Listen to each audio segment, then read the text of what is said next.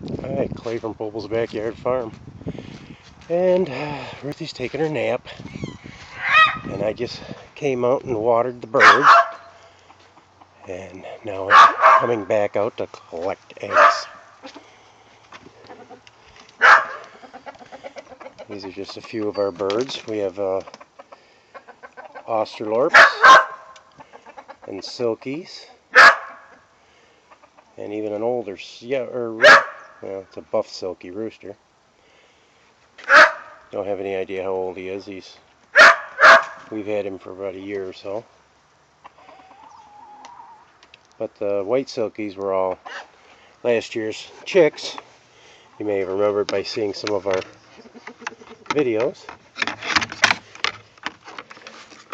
Now we're going to collect some of the eggs that they have returned the favor of us taking such good care of them. We're going to collect all their eggs.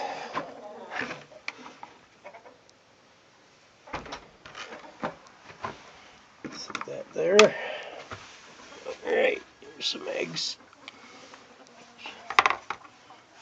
2, 4, there's 6. That's a nice little haul. And there's some more in this one. 8, and 2 more is 10. Make sure I got everything. Yep. And then the young hen thinks she's got to lay up here. So there's 11 eggs for today. That was a pretty good haul for the amount of chickens I have. Just about everybody laid. And while we're here, we'll just check the Wyandottes real quick. We'll set the egg basket down. I'm going to show you the other breeds. There's some silkies going out into the other barn. Close the door behind me. Alright, I don't see any eggs in here. So the Wyandottes didn't lay, but they are a bantam breed. And usually bantams don't, during our winter months here in upstate New York, you don't normally get bantams laying eggs except for maybe the silkies who laid all winter, but these guys will start laying probably, seeing this is the first week in the month of February, that they will start laying here within the next week or so. Of course, I'm feeding them corn and oats, and that's not a protein. If I fed them a higher protein, they would lay sooner. But I figure I want to keep them from laying right now, because once they start laying, we want to incubate a few of these eggs and hatch out a few of the Wyandotte chicks. We have 4 whites and 2 males, 2 females, and we have 4 blacks, 2 hens and 2 roosters. And I think I said 2 females and 2 males of the whites.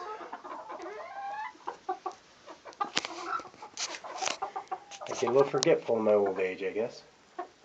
But these are nice little small chickens. They're probably just about a little bigger than the size of your hand. They're cute little tiny bantams.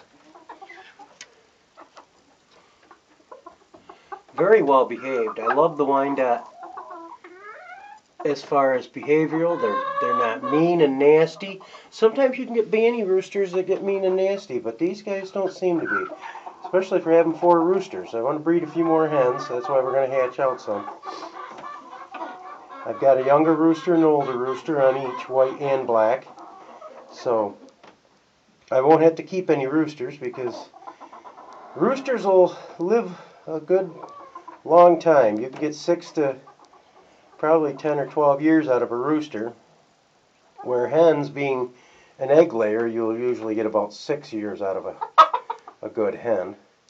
Sometimes more. I've had older hens. I had one hen that was almost 14 years old when I was younger. I had her from a chick, That was a dark Cornish bantam hen, and she laid eggs right up until the day she died. She was a very good little hen. So you really can't judge a book by its cover as far as they could die at a year or they could die at 15 years, depending on how well they're taken care of and the nourishment they get and plenty of water.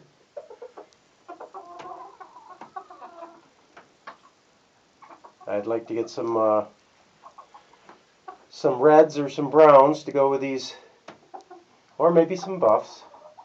There's like 4 or 5 different breeds of Wyandotte. Not a lot of people breed Wyandottes.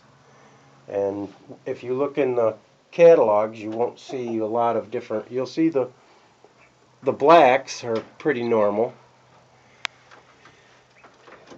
So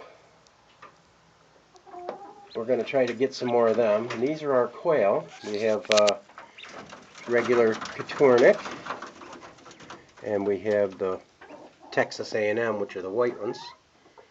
And we still have a few hens and a few roosters, so we're going to get some eggs out of these guys. Well, as soon as the temperature starts going up a little bit, they're all going to start pumping out eggs again, and we'll get some more eggs out of these guys and put them in the incubator and hatch out some babies and let you see how they're growing. This is just the stuff we kept for breeders, and we hope to get a bunch of eggs out of these because I plan on putting a few in the freezer and repopulating some of my breeding stock. We enjoy the quail. They've been fun. They're nice little pets and nice egg and food source.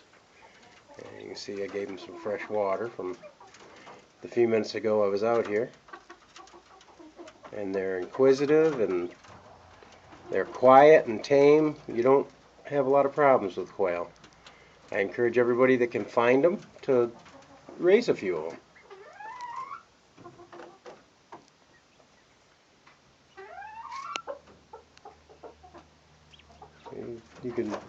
You can tell I'm out here in the barn with the birds, but if you've been listening, the only thing you can hear is me. You aren't hearing the quail crow, or the little banty chickens are real nice and quiet. See, they're used to me being out here and talking. I try to talk to them all the time. That way when I'm doing these videos, they don't get scared of my voice. These guys are nice little tame chickens.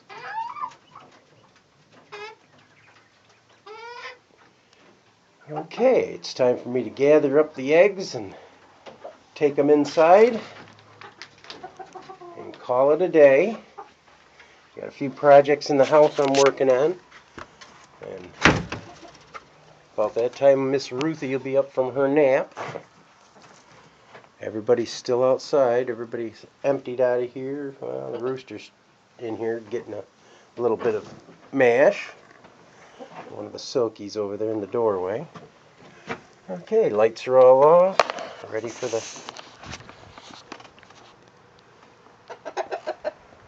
walk back in. Well, you came back out, didn't you, Mick?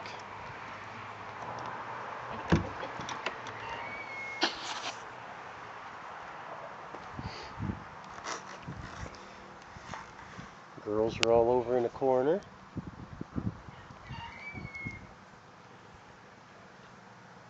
We've been talking, Ruthie and I, about we're going to cut back so that we want to buy some more smaller banties.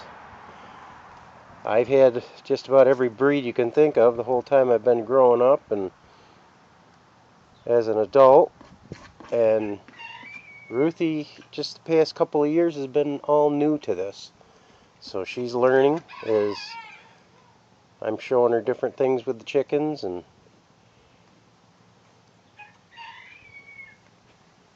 she wants to try her hand at some of the smaller banty chickens, and I think that's what we're going to do. We're going to cut back on the Australorps. We're not getting rid of the Australorps because, as you can see, they're great egg layers. And the silkies are pretty good egg layers too, so we were talking of getting rid of the silkies, but I think we're just going to keep a rooster and 2 hens. And I think the same with the Australorps. I'm going to keep a rooster and maybe 3 hens. So we'll have 4 of those. And the little rat will go to probably a spring auction or be sold on over the web. And we'll hang on to what. And my garden's got to get started here pretty soon. It's getting towards February. I'll be starting my plants in the house. Keep what chickens we can for the few eggs we need, because we don't eat eggs every day. And we'll keep you informed on what we're doing around here. We're going to do some more of the greenhouse again. We're going to get our garden started and do our bucket system and show you how well that's working, and hope that you enjoy all the videos we do. And maybe you'll try your hand at some of this growing in buckets. Works well for us, and we have a really good outcome from it. Alright, this is Clay from Popel's Backyard Farm saying join us again, and God bless.